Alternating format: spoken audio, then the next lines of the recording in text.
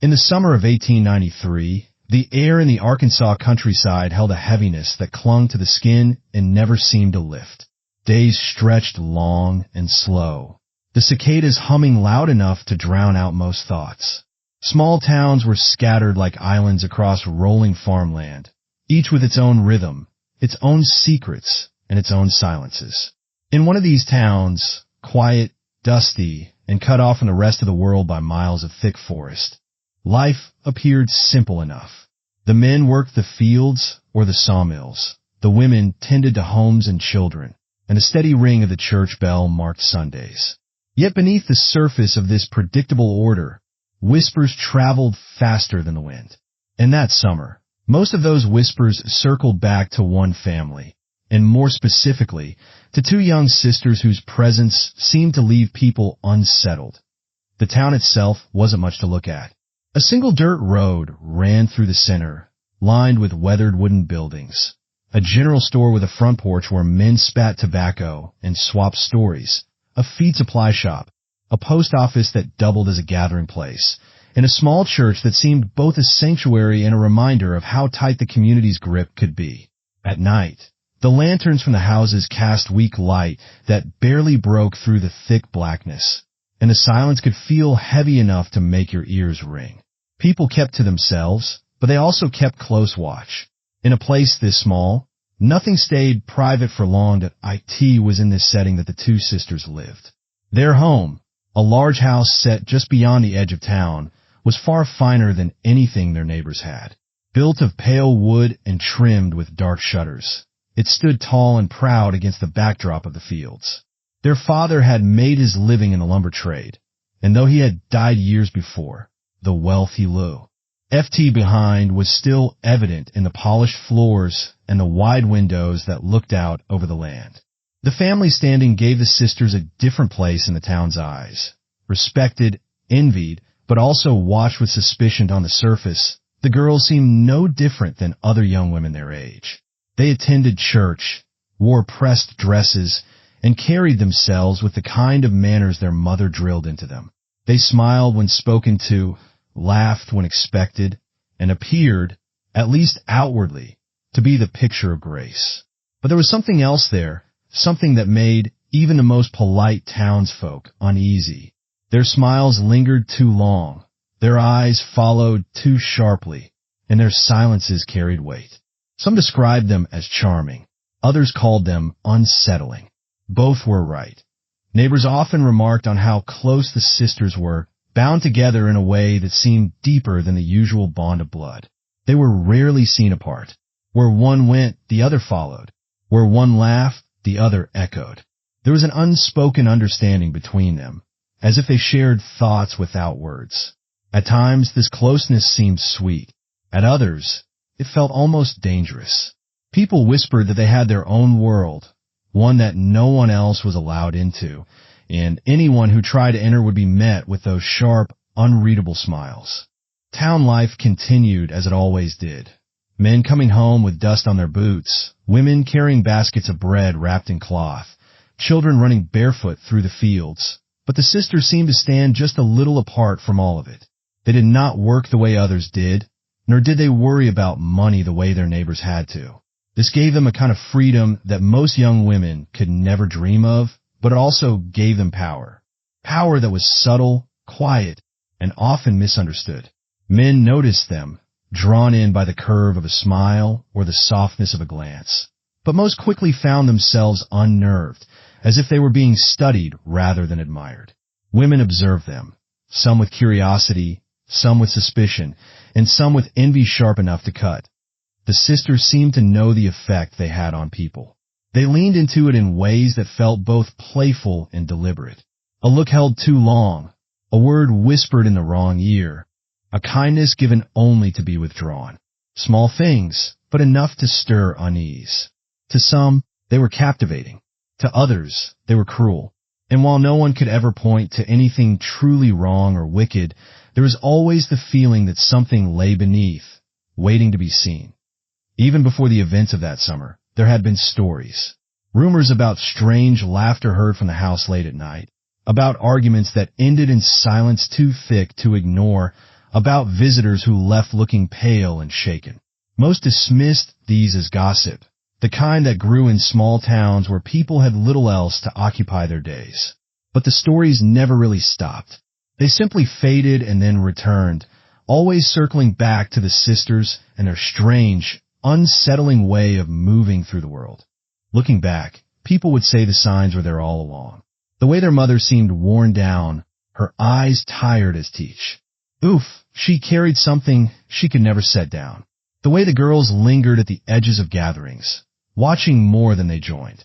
The way they smiled at people was with a warmth that somehow felt cold. But at the time, most ignored these things. Life was busy, and in a town that prized order and appearances, it was easier to believe everything was fine. Easier, until it wasn't. By the end of that summer, the house at the edge of town would no longer be spoken of in the same way. The sisters, once the subject of small, curious whispers, would become the heart of a story that grew darker with each retelling. But in the beginning, before the tragedy unfolded, they were just two young women with bright dresses, polished shoes, and wicked smiles that hinted at something no one dared to name. The days that followed that sweltering Arkansas summer began with the same rhythm as always, but something in the air had shifted.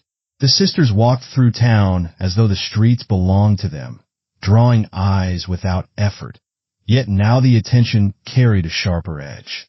People watched them with more caution, speaking in hushed voices that broke off when the girls passed. At first, the sisters seemed amused by it.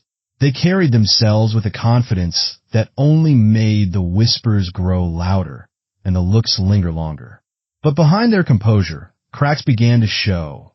Subtle glances exchanged too quickly, silences that seemed heavier than before, and small gestures that hinted at the strain pulling at their bond. The first stirrings of trouble began with a man.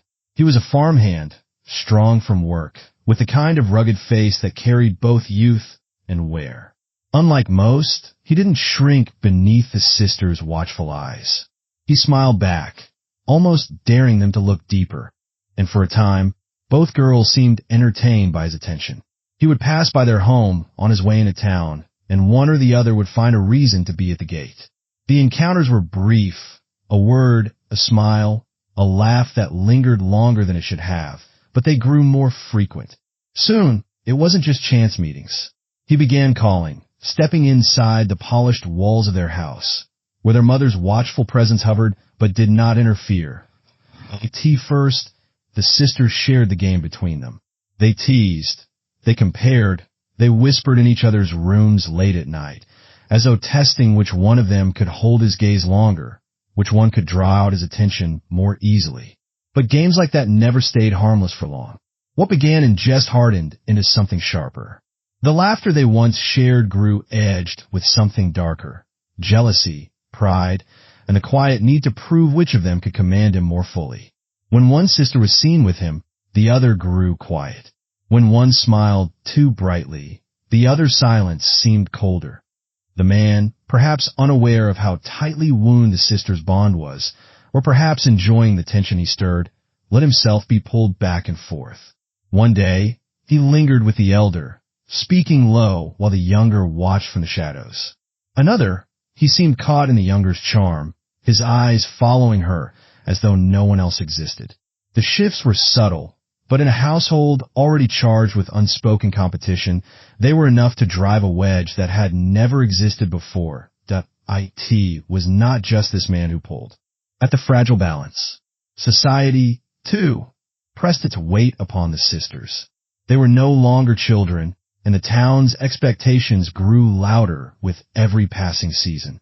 Marriage was spoken of often, who might be matched with whom, what alliances might be made. For ordinary girls, the pressure was heavy enough, but for the sisters, wealthy and watched, it was doubled. Their mother, though weary, began to remind them of the need to think of their futures, to consider not just who they might love, but who they might align with. The girls smiled at her words, but in private, their patience thinned. The thought of being separated, of one being claimed by marriage and the other left behind, filled them with quiet dread. The house itself seemed to hold onto this unease. Nights that once carried the sound of laughter behind shuttered windows now held long silences broken only by the creak of the floorboards.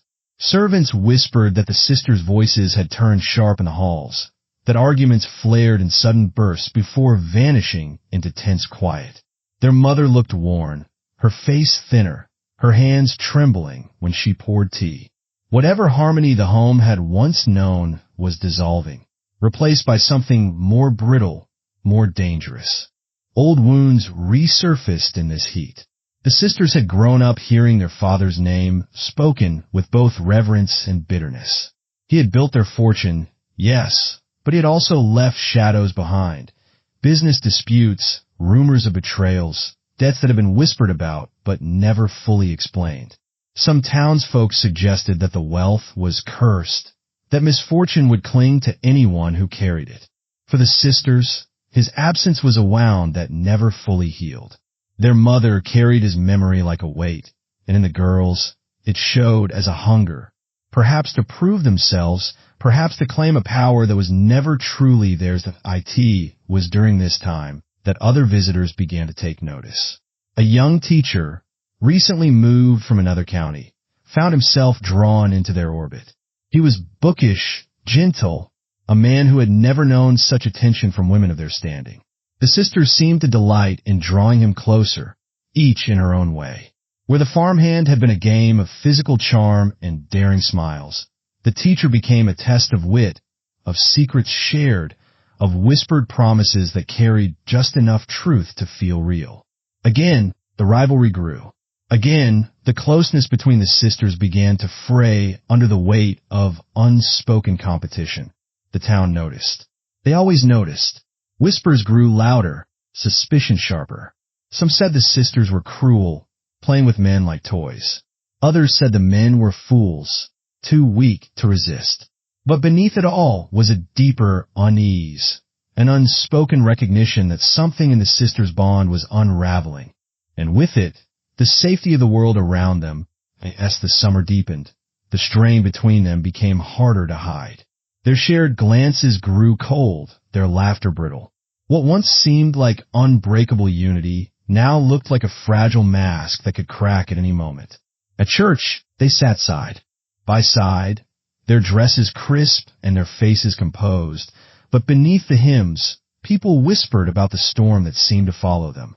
At home, their mother's eyes grew more hollow, as though she could sense the shape of something terrible drawing near. Every small slight became a spark, a compliment given to one, not the other. A glance held a moment too long, a whispered word overheard, twisted in meaning. The sisters, so bound together, began to pull apart in ways that were both painful and dangerous. The house that had once been filled with their mirrored laughter now held echoes of slammed doors and long, heavy silences. And yet, beneath the bitterness, there was still that strange closeness. For all their rivalry, neither could let the other go. When one cried, the other lingered at the door. When one raged, the other stayed close enough to feel the heat of it. Their love and their hatred fed on each other, tangled so tightly it was impossible to see where one ended and the other began. That was the heart of it, the bond that held them together even as it pulled them apart. A bond strong enough to create beauty, but also strong enough to destroy. To be why the final weeks of that summer, the sisters were no longer just the subjects of curiosity. They had become the town's quiet fear. No one could say exactly what they feared, but everyone felt it, that the tension building in that fine house at the edge of town could not hold forever. Something was going to break. And when it did, the consequences would not stop at the sisters' doorstep.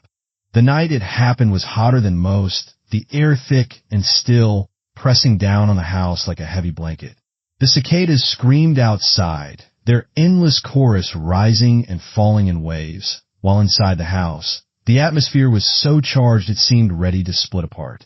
The sisters had been circling each other all day, words sharp, silences sharper. Every glance carried weight. Every gesture seemed loaded. Their mother, sensing something she couldn't quite name, had retreated early to her room, her door closing with a tired thud. That left the sisters alone in the wide, echoing rooms, the oil lamps throwing restless shadows against the walls. The farmhand had been seen earlier, his boots leaving fresh marks in the dirt path that led to the house. Neighbors noticed him walking quickly, his face pale, his hat pulled low as if he wanted no one to recognize him. What passed between him and the sisters that evening was known only to them, but the tension afterward was undeniable. By nightfall, the house was thick with it, every corner holding the weight of something unsaid. Inside the parlor, the sisters faced each other. The lamp on the table flickered, throwing their faces into sharp relief. Their eyes, once mirrors of each other, now seemed like flames meeting in the same air, feeding off the same fuel, burning hotter by the minute. Voices rose. Accusations tumbled out. Who had lured him? Who had been chosen? Who had been made a fool? At first, it was words, but words soon failed them. The anger was too much, too sharp, too deep. The younger sister moved first, her hand striking the table so hard the lamp rattled. Her voice cracked as she accused the elder of betrayal, of stealing what had been hers. The elder, trembling with fury, stepped closer, her face twisted with something darker than anger. It was pride, it was hurt, it was a refusal to be diminished. They stood inches apart, their breaths quick, their hands shaking. What happened next came in a blur, yet each detail seemed etched into the walls forever. The argument spilled into the dining room, where the mother's silverware still glinted on the sideboard. A hand reached, whether an impulse or intent, no one would ever know. The knife flashed in the lamplight, sharp and cold. The room filled with the sound of struggle, gasps, a chair scraping hard against the floor, fabric tearing, the heavy thud of bodies colliding. The younger sister's voice broke through in a scream, cut short by the sudden weight of silence. The elder's hand gripped the knife, her face frozen in a mask of shock and horror. The blade was buried deep, the younger collapsing against her, eyes wide, breath shallow. For a moment, they clung to each other, not in love, not in comfort, but in a terrible, final tether that neither could break. The elder dropped the knife, the clatter echoing through the house. Her hands shook as she tried to hold her sister upright, pressing against the wound, whispering words that came out broken and frantic. "Stay, please. Don't leave me." But the younger's lips moved only faintly, her eyes glassy, her body heavy. Blood spread across the polished floor, dark and thick, carrying with it the weight of everything unspoken between them. The house seemed to hold its breath. The cicadas outside screamed louder, as if the night itself wanted to drown out the horror within. The elder stumbled back, her hands covered in red, her chest heaving with sobs that tore through the silence. She looked at her sister's body, sprawled across the floor, and for a moment she could not move, could not think, could not breathe. Then came the panic. She ran to the windows, slamming them shut as if to keep the world out. She pressed her hands against her face, leaving streaks of crimson across her skin.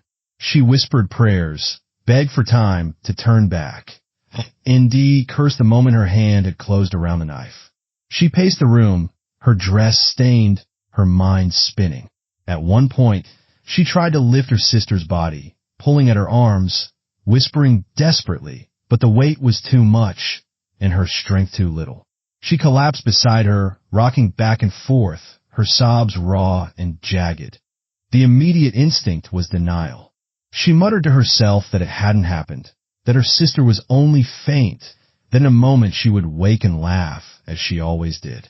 She pressed her ear to her chest, searching for breath, for heartbeat, for anything. But there was nothing but silence and the faint echo of her own sobs. When the mother finally opened her door, drawn by the noise, the sight froze her where she stood. Her scream carried through the house and into the fields, sharp enough to send dogs barking in the distance. She fell to her knees beside her daughters, her face contorted in grief, her hands trembling as she reached for both of them. She didn't ask how. She didn't ask why. She only clutched them, one dead and one broken, as if her embrace could pull them back to the beginning, before everything had gone so terribly wrong. But there was no return. The elder sat in shock, her mother's cries a blur in her ears. She stared at the blood on her hands, the blood on the floor, the lifeless eyes that once mirrored her own. She whispered the same words over and over, a chant that carried no comfort. We were supposed to stay together. We were supposed to stay together. The aftermath was chaos. The mother's wails drew neighbors, their lanterns glowing against the dark fields as they hurried toward the sound. Within minutes, the house filled with the whispers of townsfolk, their faces pale, their eyes wide with horror. They saw the blood, the knife, the lifeless body. They saw the elder sister crouched beside her, covered in red, her face blank with shock. No one spoke at first. No one moved. The silence was so thick it seemed to swallow the room whole. And then the questions began, low, sharp, and urgent. What had happened? Who was to blame? Some pulled the mother away. Others tried to lift the body, and still others pointed trembling fingers at the elder. The sisters who had once drawn whispers of fascination now stood at the center of a nightmare too terrible for words. The house, once proud and polished, became a crime scene. Blood on the floorboards, overturned chairs, a knife gleaming where it had fallen. The air reeked of iron and sweat and grief. The night that had started with cicadas singing ended in a silence, so deep it felt like the whole town was holding its breath, waiting for the weight of what had happened to fully settle. The days after the crime stretched out in a haze of disbelief. The house that had once stood as a mark of wealth and pride now sat under a cloud of horror. Neighbors who once admired its wide windows and polished shutters now crossed the street rather than passed too close. The blood had been scrubbed from the floor, but the smell lingered, sharp and metallic, no matter how many times the boards were washed.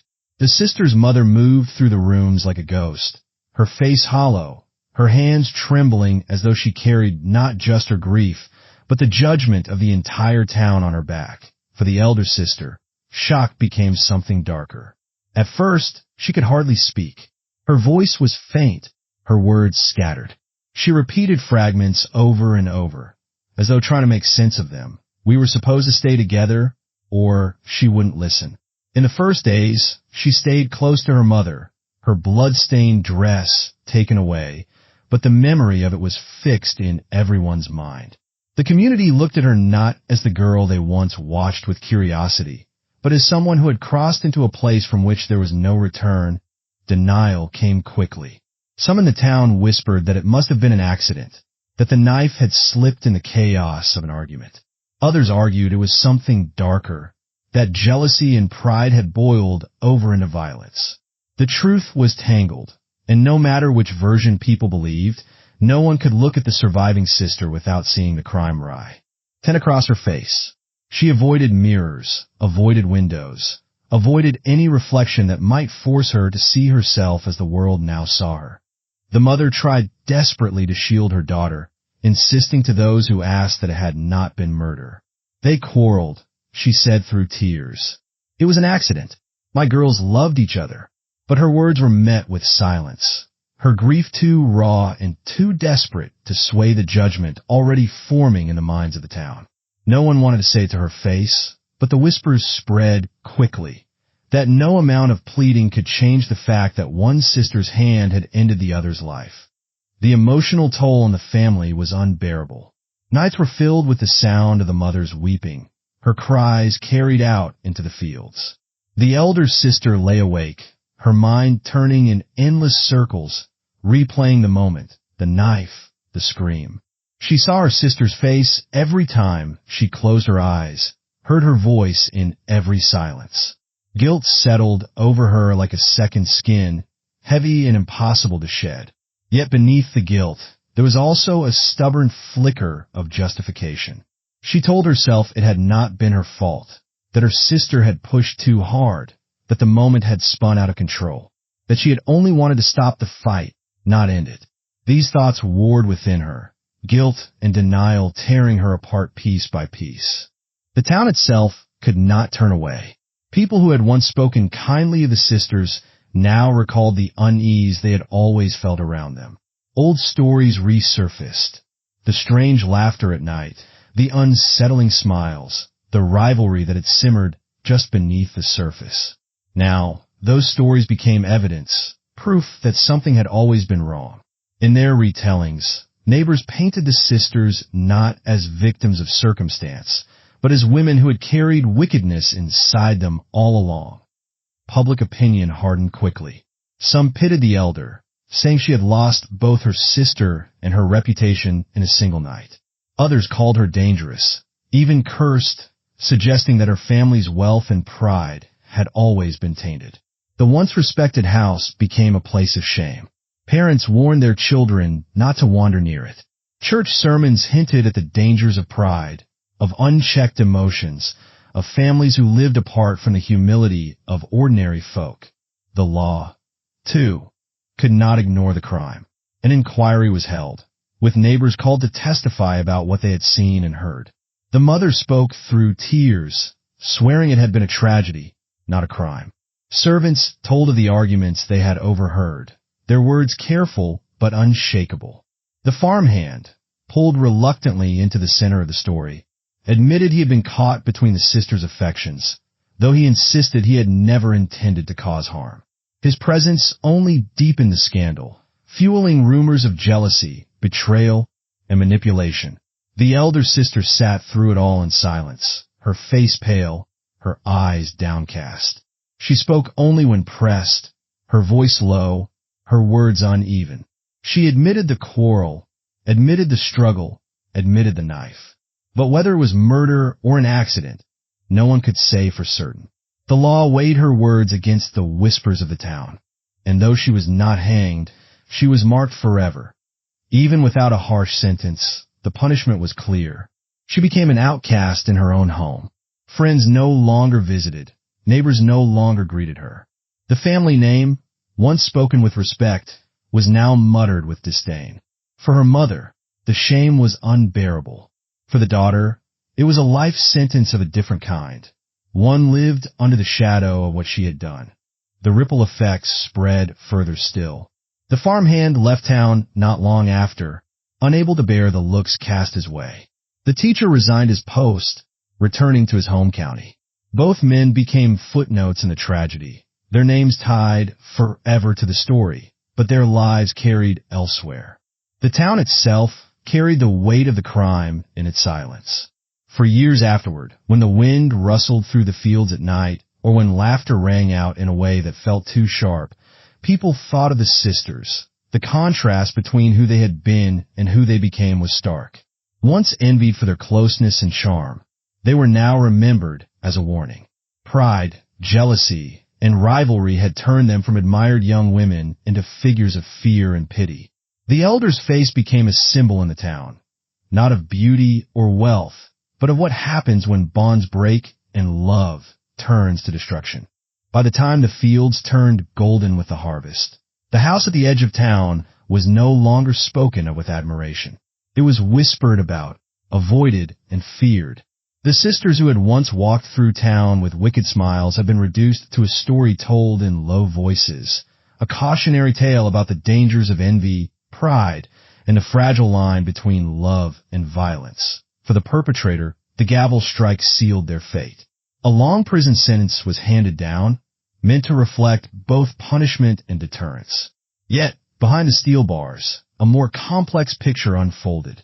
They became a figure trapped not only by iron, but by their own conscience, or lack thereof. Some nights brought restless pacing, haunted by the crime. Other nights, they retreated into denial, building mental walls to justify what had been done. Regret flickered, but never consistently. Whether redemption was possible for them was a question no verdict could answer. The victim's absence weighed heaviest of all. Their name became a kind of echo in the community, spoken with reverence in vigils and whispered in grief by loved ones who could not reconcile with the sudden void. Flowers wilted on memorials, candles burned down to wax stubs, but the emotional scar remained raw. Families tried to preserve their memory with photographs, anecdotes, and rituals of remembrance, but every birthday and holiday was now marked by an empty chair.